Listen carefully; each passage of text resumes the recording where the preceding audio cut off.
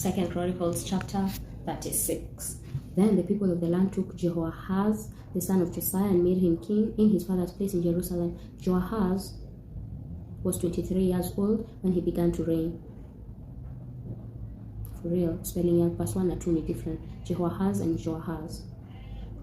And he reigned 3 months in Jerusalem. Verse 3. The king of Egypt removed him from office at Jerusalem and fined the land 100 talents of silver and a talent of gold. The king of Egypt made Eliakim, his brother, king over Judah and Jerusalem, and changed his name to Jehoiakim. Necho took Joahaz, his brother, and carried him to Egypt.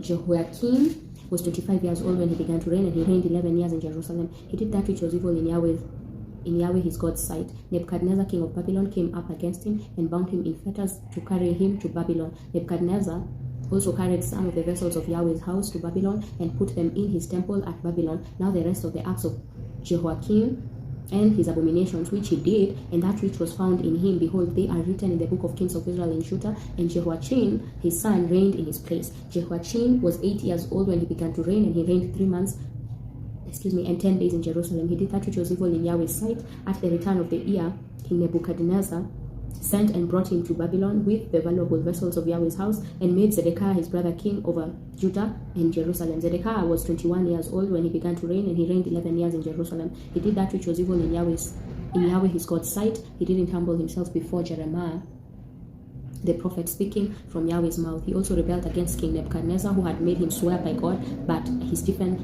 his neck and hardened his heart against turning to Yahweh, the God of Israel. Moreover, all the chiefs of the priests and the people trespassed very greatly after all the abomination of the nations, and they polluted Yahweh's house, which he had made holy in Jerusalem. Yahweh, the God of their fathers, sent to them by his messengers, rising up early and sending, because he had compassion on his people and on his dwelling place, that they mocked the messengers of God, despised his wife, and scoffed at his prophets, until Yahweh's wrath arose against his people, until there was no remedy. Therefore he brought on them a king of the Chaldeans, who killed their young men with the sword in the house of their sanctuary, and had no compassion on young man or virgin, old man or infirm. He gave them all into his hand, all the vessels of God's house, great and small, and the treasures of Yahweh's house, and the treasures of the kings and of the princes. All these he brought to Babylon. They burnt God's house, broke down the wall of Jerusalem, burnt all its palaces with fire, and destroyed all of its valuable vessels. He carried those